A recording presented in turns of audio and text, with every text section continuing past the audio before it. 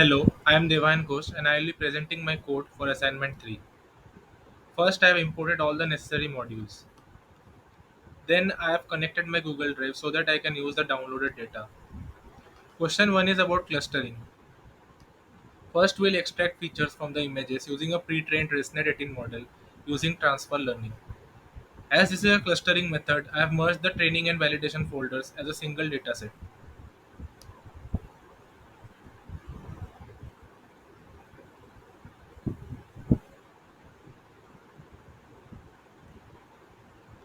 Then, I have displayed some of the images to visualize the transforms that are involved.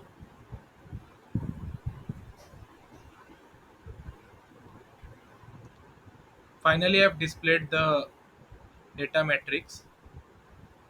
The dimensions of the data matrix are 397 cross 512. Now we'll be doing hyperparameter tuning based on Silhouette score to find the best value of k for k-means clustering. Optimal value of k using Silhouette method is k equal to 2. Silhouette score corresponding to this optimal model is 0.09446.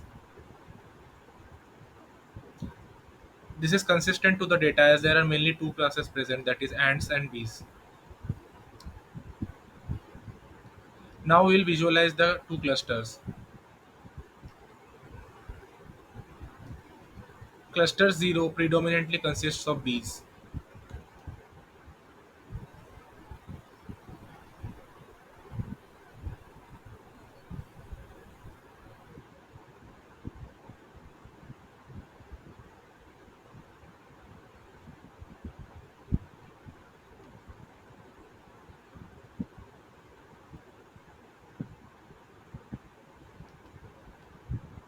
Cluster 1 predominantly consists of ants.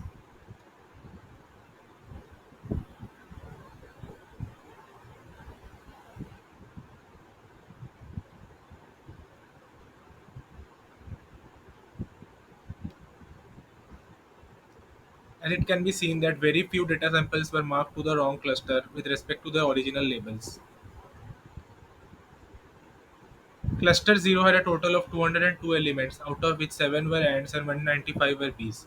The ratio of ants in cluster 0 was 3.47 percentage, while that of bees was 96.53%. Cluster 1 consisted of 195 elements, out of which 186 were ants and 9 were bees. The ratio of ants in cluster 1 was 95.38%, while that of bees was 4.62%. As the two clusters are well separated with respect to bees and ants, we can conclude that k-means clustering works very well for this data. Now we'll train dbscan and try to get the same number of clusters using as that of k-means algorithm. Hyperparameter tuning is done to get the best values of minimum number of points and epsilon. The metric used is Silhouette score along with a minimum number of outliers criteria.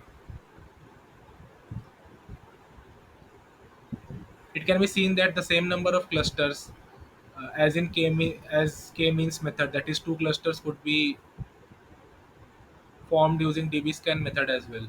Minimum points equal to 35 and epsilon equal to 18.5 gives the best dbscan clustering model. The Silhouette score corresponding to this model is 0.0133. The number of outliers in this case is 198.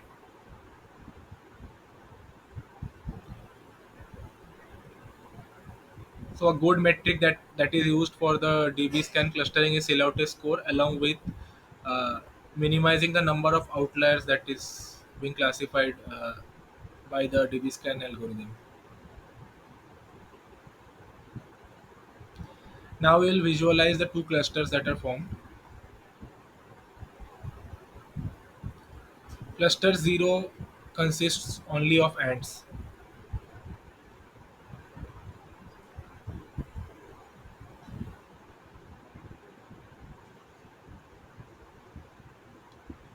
Cluster 1 mainly consists of bees.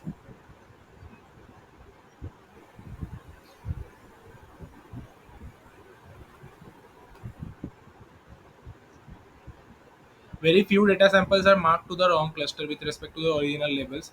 However, the main drawback of this algorithm is that almost half of the data samples are marked as outliers, which makes DBscan a very poor clustering method for this data. Hence, we can conclude that K-means clustering is more suitable for this data.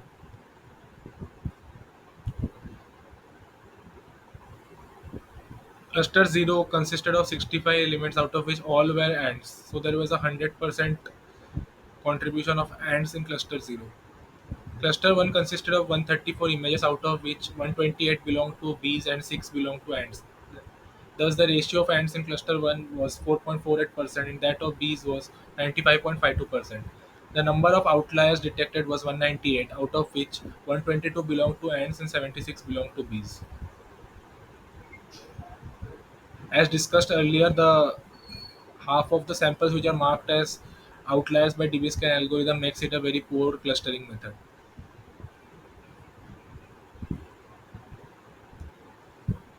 This is the 2D TSNE plot. TSNE embedding in 2D gives a good visualization of the two clusters of bees and ants.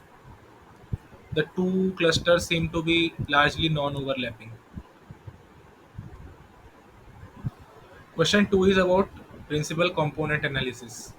First, we'll train the PCA model on the data.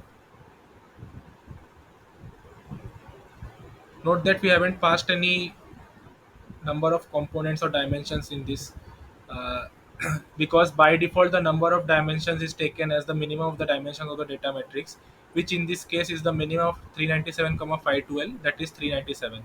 Thus the entire variance can be explained using 397 dimensions, which can be also verified from the next plot.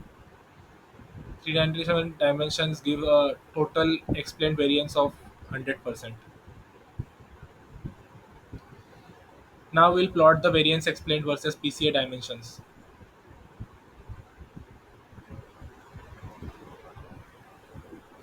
This plot is generated by taking the cumulative sum of the variance ratio by the top d dimensions with respect to the number of dimensions.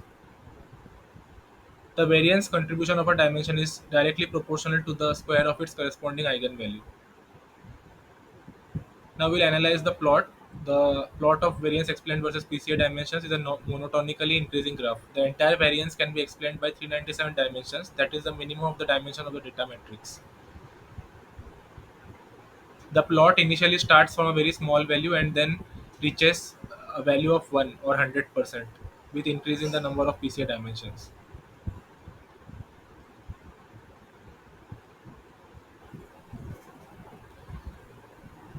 Part C is about reconstructing the data with different number of PCA dimensions and computing their corresponding NRMSE values. Before computing the NRMSE, we have mean centered the data about 0. However, as this is a NRMSE of a matrix, we won't be able to plot it in a single 1D 2D plot. So I have taken the mean of the NRMSE values of all the features to plot it on this plot. Now we'll analyze the plot. The plot of NRMSE versus PCA dimensions is a monotonically decreasing graph. The NRMSE goes to 0 as the number of PCA dimensions increase. The reconstruction is more accurate when the number of PCA dimensions are more. We can see that the plot starts from a high value near 1 and slowly dies down towards 0 as the number of PCA dimensions increase. Question 3 is about nonlinear dimension reduction using kernel PCA. First, we'll train the kernel PCA on the data. We'll use RBF kernel for this case.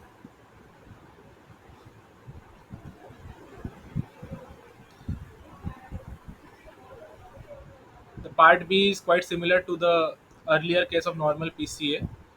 Uh, this plot is again generated by taking the cumulative sum of the variance ratio by the top d dimensions versus the number of dimensions. The variance contribution of a dimension is directly proportional to the square of its corresponding eigenvalue. Now we'll analyze the plot. The plot of variance explained versus KPCA dimensions is a monotonically increasing graph. It can be seen that almost the entire variance can be explained by the top 10 eigenvalues or the top 10 dimensions. Thus, this plot starts from a lower value of around zero point 0.5 and then slowly converges towards one. That is 100% variance can be explained by 10 dimension almost. These are some of the references that I've used for this assignment. This concludes my presentation. Thank you.